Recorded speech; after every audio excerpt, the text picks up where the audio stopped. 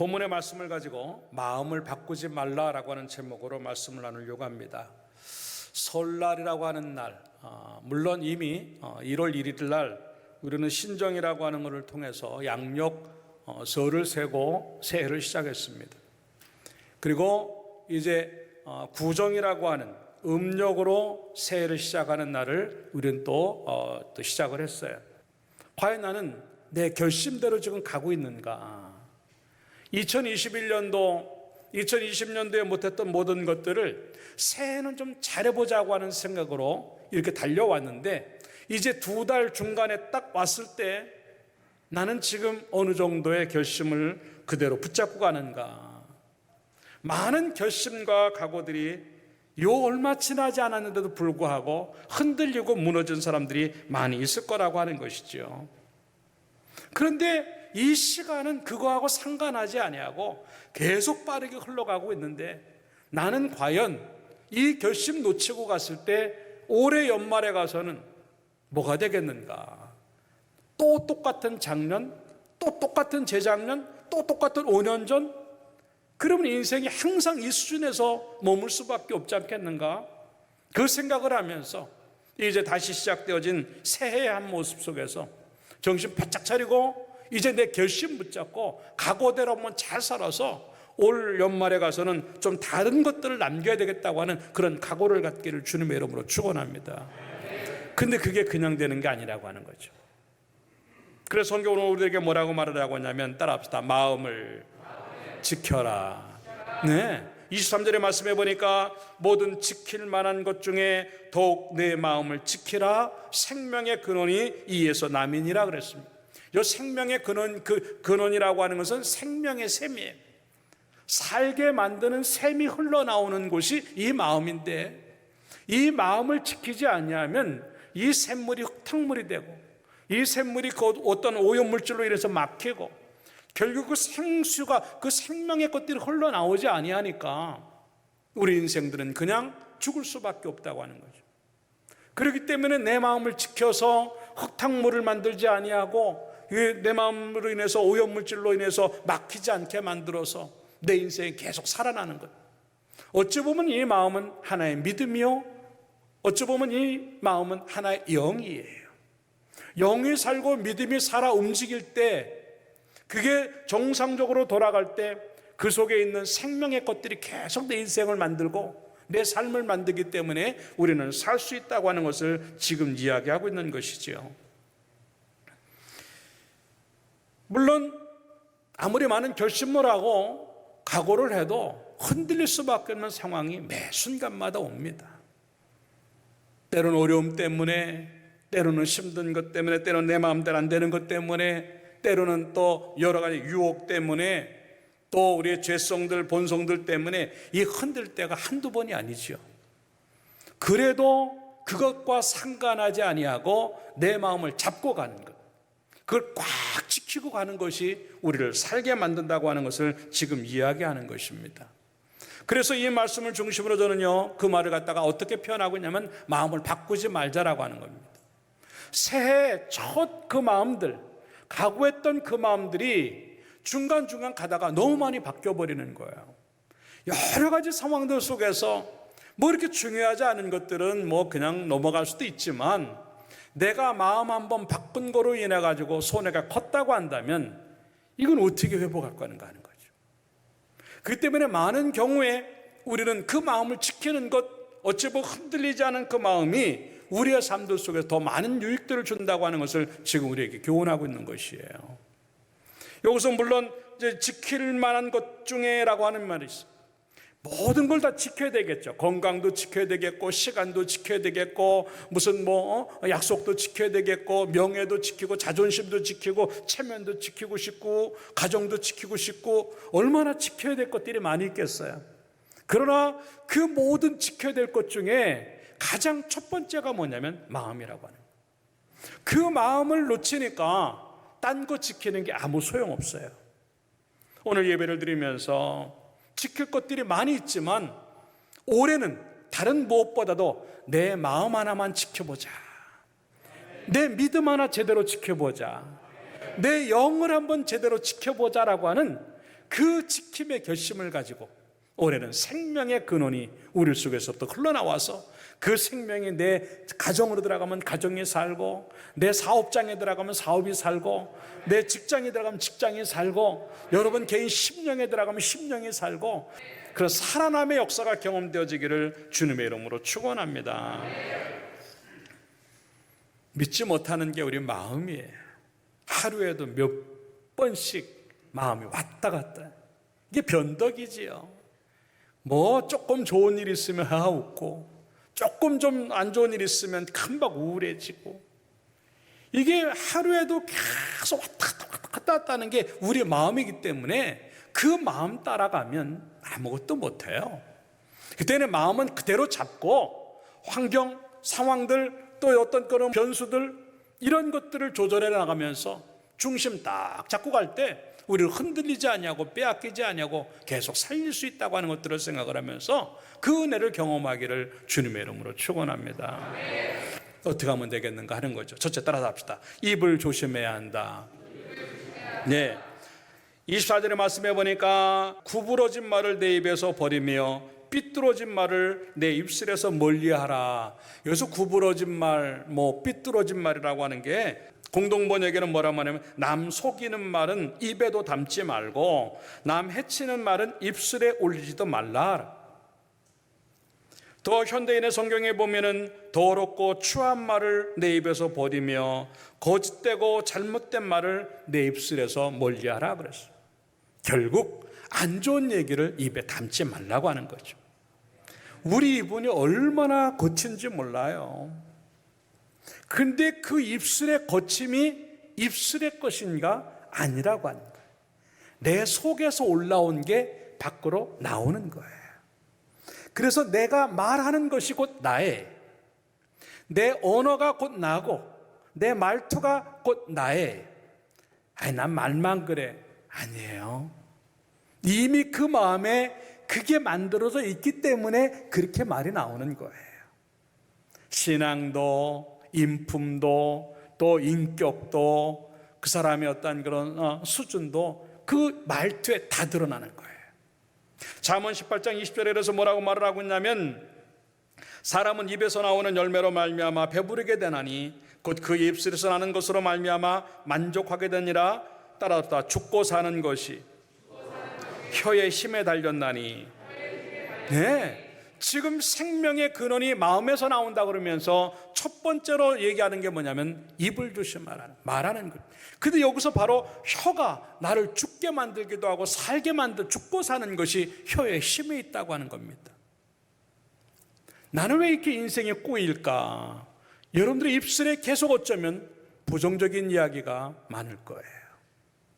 여러분의 입에서 불평이 많이 나올 거예요. 여러분의 입에서 저주가 많이 나오고 욕이 나올 거예요. 여러분의 입에서 거짓이 나올 거예요. 여러분의 입에서 비난하는 말들, 함부로 하는 말들이 많을 거예요. 결국 그것이 내 인생을 잡고 우리 인생을 거기서 무너지게 만든다고 하는 것이지요.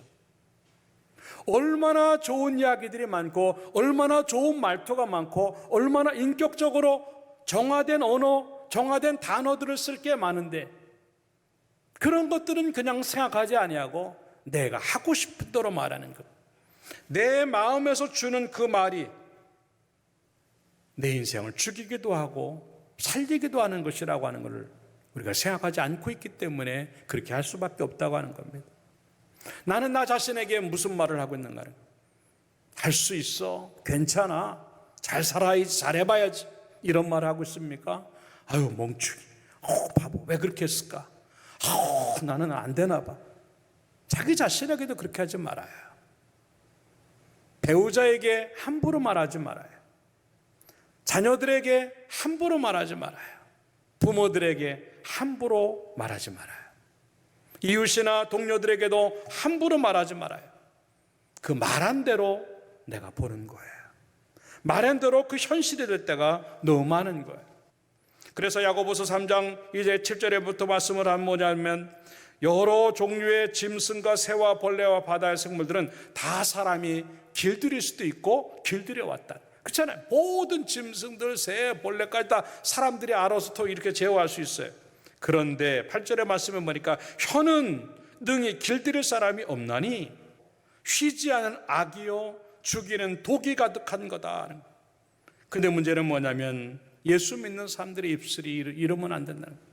9절에 가서 보니까 이것으로 우리가 주 아버지를 찬송하고, 이게 얼마나 거룩하고 얼마나 영광, 주 아버지를 찬송하는데 그 입술을 가지고 하나님의 형상대로 지음을 받은 사람을 저주하나니, 찬양하는 내 입술이 사람을 저주하고 영광 돌리는 내 입술이 사람을 욕하고 있고, 그러니까 이 모습이 어떠냐면 10절에 가서 보니까 한 입에서 찬송과 저주가 나는 거다.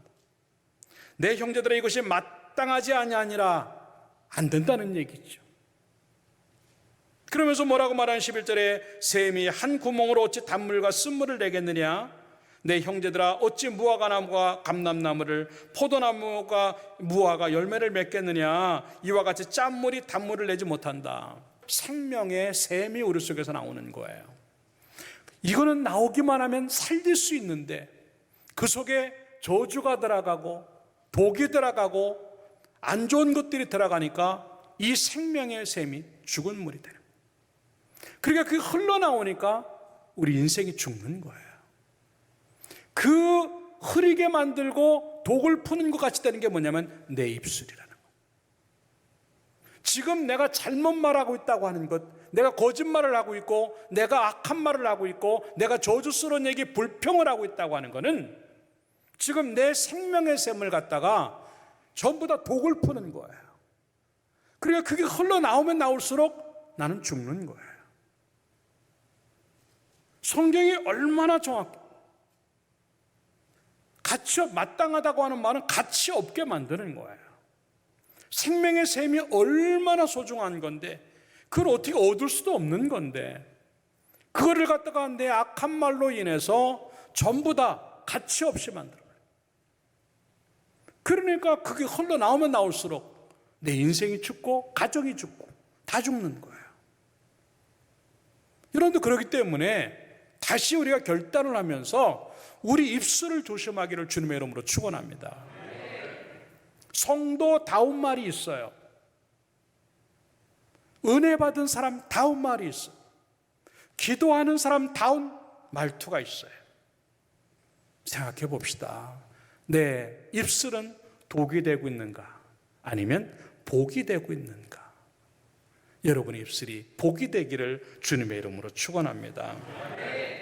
칭찬하는 말, 격려하고 힘을 북돋는 말, 소망을 주는 말, 친절한 말투, 또 품이 있고 점잖은 말투, 이런 것들이 다 어찌 보면 신앙의 인격이에요. 그게 우리의 됨됨입니다. 내 입이 어떻게 사용되느냐에 따라서 그게 달라진다고 하는 거예요. 찬송 불러도 다 못 부를 내 입술이, 만입이 있어도 그 입 다 가지고 하나님을 찬양하겠다고 하는 찬송가의 고백이 있는데 그 입 다 가지고 유행가 부르고, 이 입 가지고 거룩을 드러내고 영광을 드러내고 간증을 하고 전도를 해도 시원찮은 이 입술을 나를 죽이는데, 상대를 죽이는데 쓰임받는다? 말도 안 되는 얘기죠. 어찌 보면 그렇기 때문에 이 말은 약속이고 책임입니다.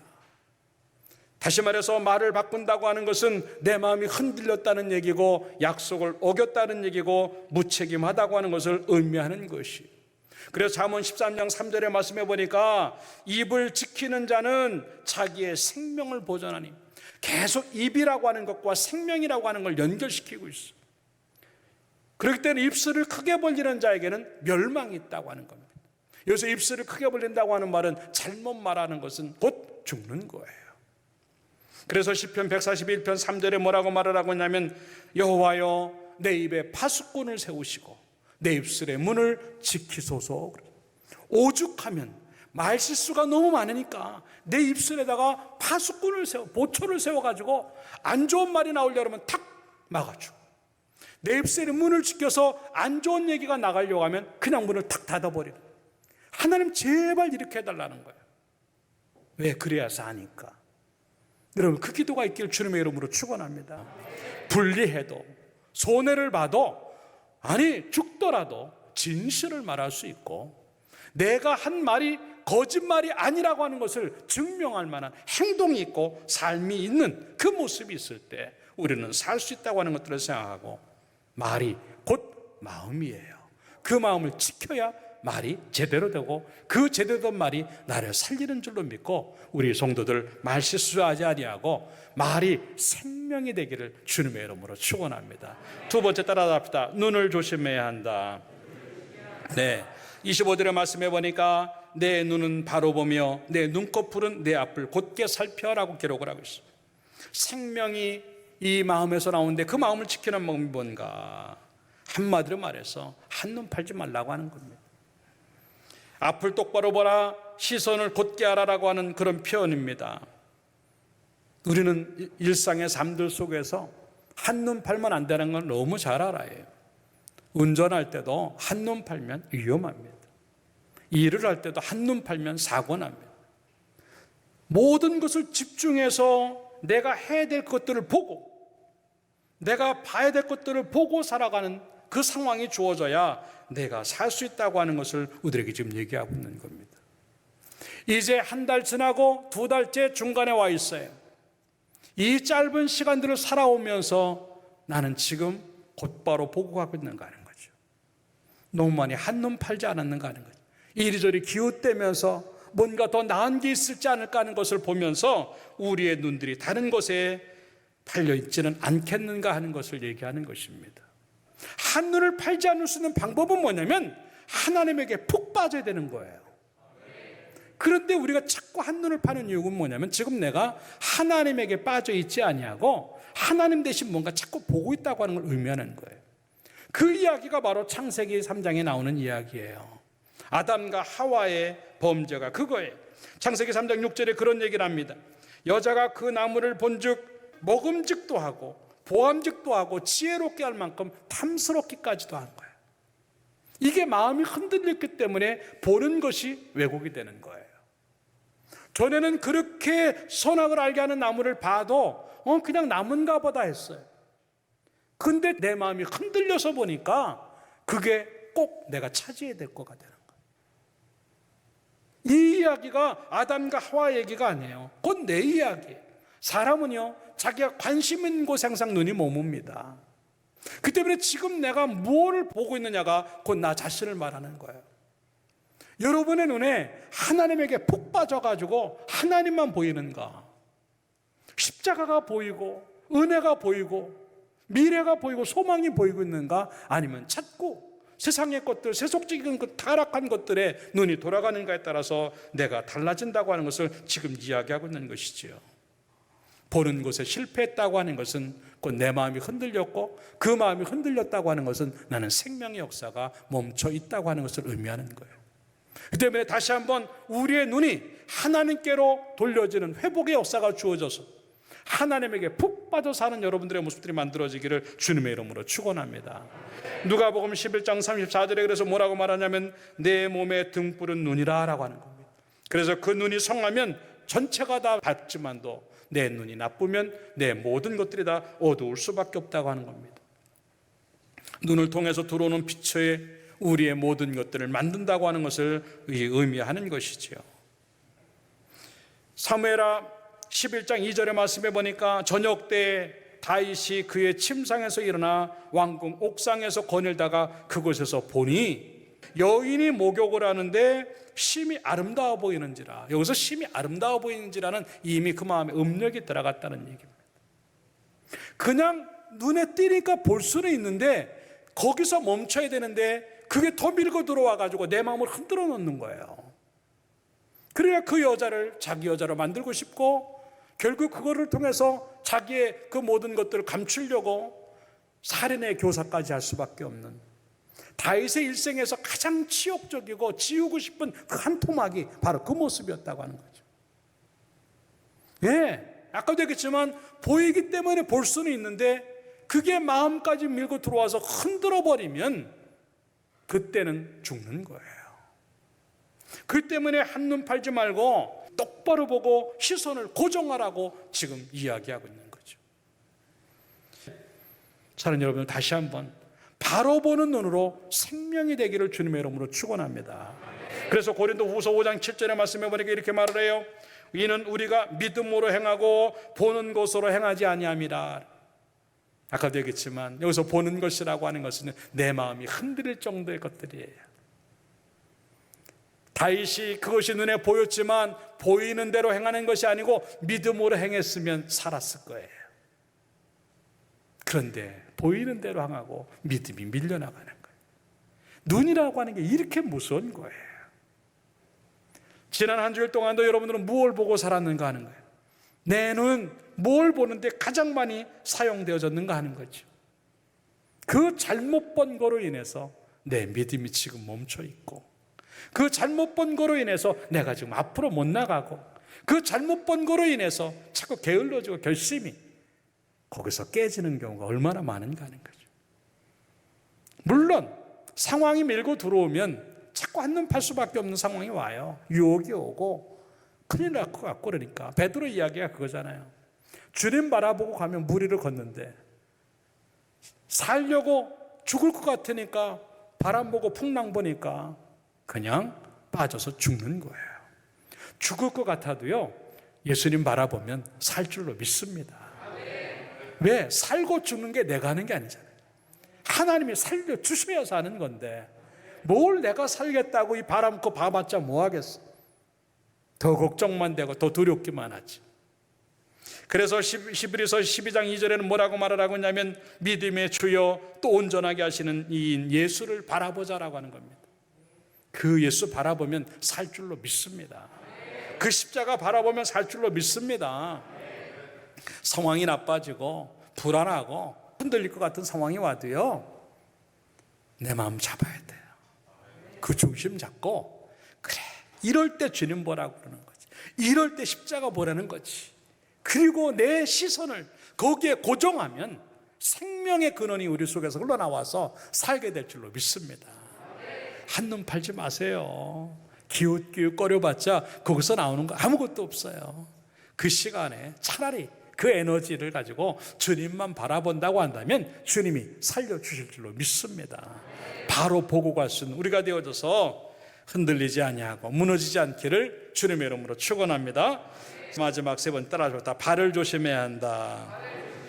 네, 26절과 27절에 그렇게 말합니다. 내 발이 행할 길을 평탄하게 하며 내 모든 길을 든든히 하라. 좌로나 우로나 치우치지 말고 내 발을 악에서 떠나게 하라. 이게 다른 성경에는 뭐라고 말하냐면 인생길을 무사히 다 가려거든 걸음걸음마다 조심하여라. 공동번역에 그렇게 돼 있어요.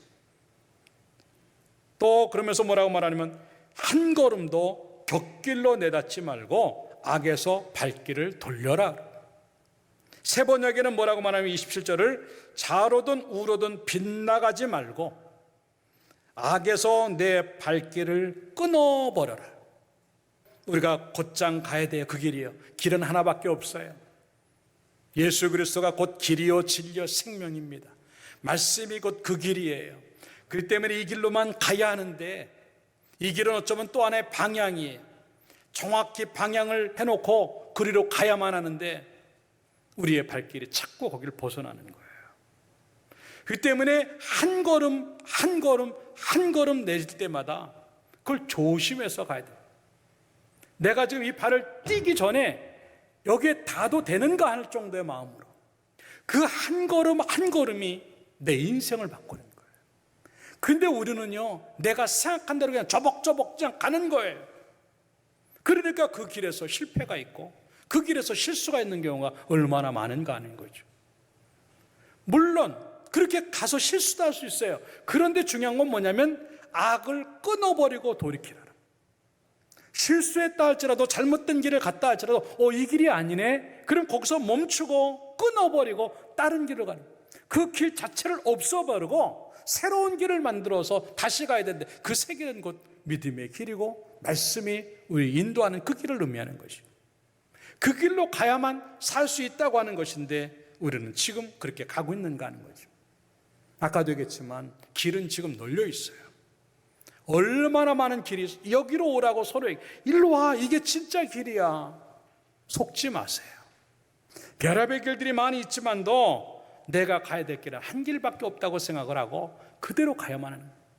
근데 우리는요, 가다가 이게 아닌가 보다 생각. 조금 어려우면 저게 더 낫지 않을까, 조금 좀 힘들면 저 길인가 보다, 자꾸 곁길로 가려고 하니까 너무 많이 우리는 손해보고 산다고 하는 거죠. 조심해야 될 말이 뭐냐면 내 마음대로야. 이 내 마음이야라고 하는 게 굉장히 위험한 겁니다. 지금까지 내 마음대로 살았기 때문에 여기까지 온 거예요. 인생은 내 마음대로 살면 안 되는 겁니다. 내 마음이 있으면 남편의 마음도 있는 거고 아내의 마음도 있는 거예요. 내 마음이 있으면 자녀들의 마음도 있는 거고 내 마음이 있으면 부모의 마음도 있는 거예요. 상대방의 마음이 어떤가 하는 것들을 헤아릴 때 지혜가 생겨요. 더 중요한 것은 하나님 마음이 어떠시겠는가 하는 거예요.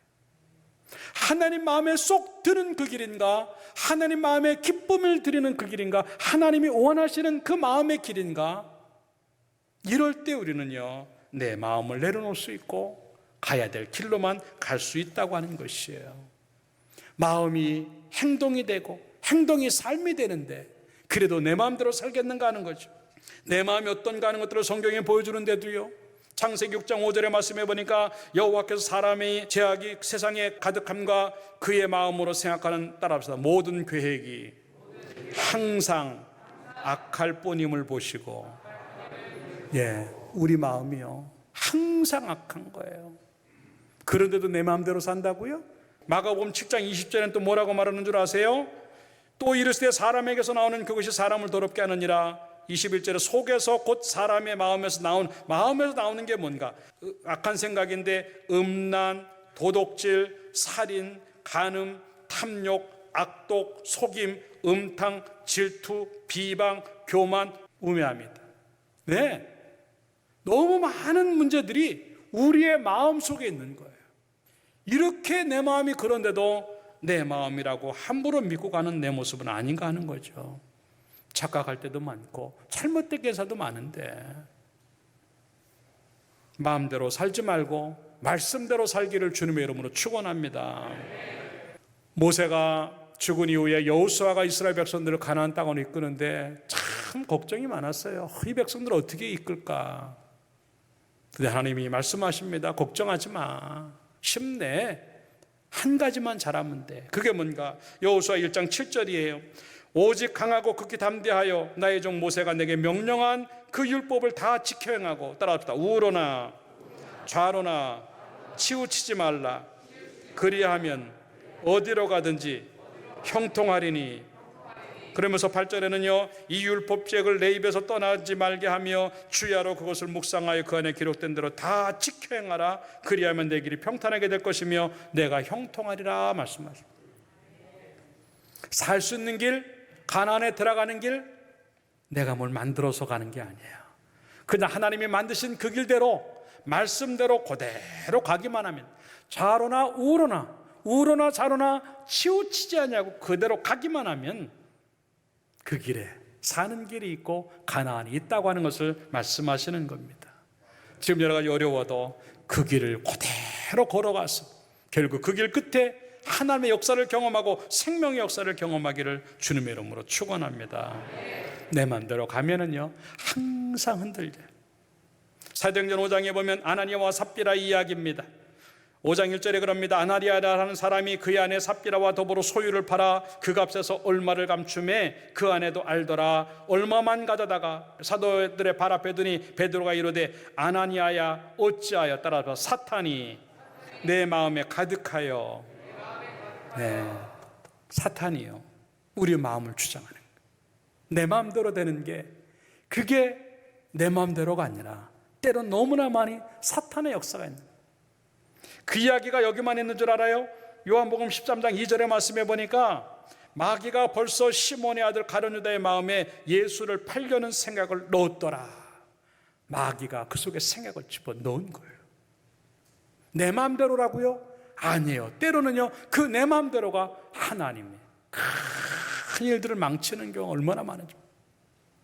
그래서 아나니아 삽비라가 그것을 속이고 땅값 얼마를 감춰뒀다.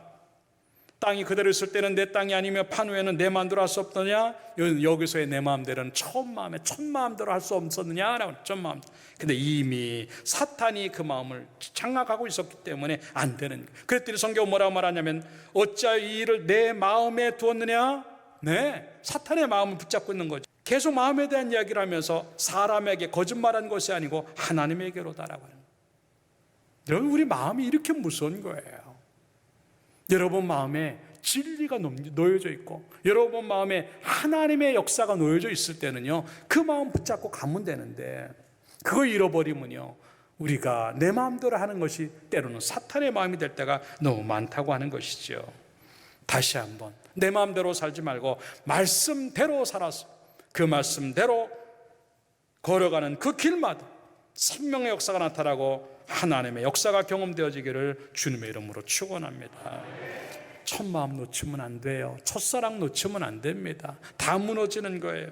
그래서 시편 1편 1절에는 뭐라고 말하고 했냐면 복 있는 사람은 악인들의 꾀를 따르지 아니하며 죄인들의 길에 서지 아니하며 오만한 자들의 자리에 앉지 아니하고, 내가 지금 어디를 들락거리는지, 누구를 만나고 있는지, 내가 지금 어디에 앉아 있는지, 그게 곧 나를 말하는 거예요. 정말 하나님의 것들로, 하나님이 원하는 그 장소, 하나님이 바라시는 그 발걸음으로, 하나님 원하는 그 사람과 하나님 원하는 그 위치에 내가 놓여져 있음으로 말미암아 복되기를 주님의 이름으로 축원합니다. 그게 안 되면 아까도 얘기했지만 악에서 그 발걸음을 끊어내라고 하는 거예요. 이게 요셉의 이야기예요. 창세기 39장 10절의 말씀에 보니까 여인이 날마다 요셉에게 청하였으나 요셉이 듣지 아니하여 동침하지 아니할 뿐 아니라 함께 있지도 아니했다. 참, 요셉 멋져요. 그러면서 이제 12절에 가서 보니까 또 유혹을 하는데 요셉이 자기의 옷을 그 여인의 손에 버려두고 밖으로 나갔다라고 합니다. 옷을 손해보느냐 인생을 손해보느냐는 거죠. 옷을 손해보느냐 믿음을 손해보느냐. 과감하게 그거 잘라내고 바깥으로 나와요. 예, 바깥으로 뛰쳐나온 거 그거 끊어버린 것으로 인해서 이 요셉은 억울하게 감옥에 들어가서 죽을 것 같았죠. 근데 하나님이 살려내셔요. 하나님을 선택하고 하나님 편에 서서 진리의 길을 가려고 할 때 하나님이 말씀대로 그를 붙잡아 주시고 말씀대로 그를 살려내시는 줄로 믿습니다. 이러한 결단, 나를 지금 무너지게 하는 것들을 끊어내고 다시 하나님의 진리의 길로 가려고 하는 그 모습이 나를 살리는 줄로 믿고, 그 모습이 우리 가운데 만들어져서 내가 가는 발걸음은 거룩한 발걸음이요, 성전으로 가는 발걸음이요, 기도의 자리로 가는 발걸음이요, 진료하는 발걸음이요, 생명을 살리는 그 길로 가는 발걸음 되기를 주님의 이름으로 축원합니다. 결론적으로 말씀을 드립니다. 첫 모습 끝까지 가야만 살아날 수 있어요. 그 첫 모습은 마음을 지키는 것입니다. 내 마음대로 안 되는 것들이 우리의 모습이에요. 그렇기 때문에 진리의 말씀을 붙잡고 내가 하는 말, 내가 보는 눈, 내가 걸어가는 그 발걸음들을 조심해서 하나님이 원하는 그 길로 감으로 말미암아 결국은 살아나는 역사가 주어지고 내 인생에 더 좋은 것들이 경험되는 축복의 한 해가 되기를 주님의 이름으로 축원합니다. 기도하겠습니다.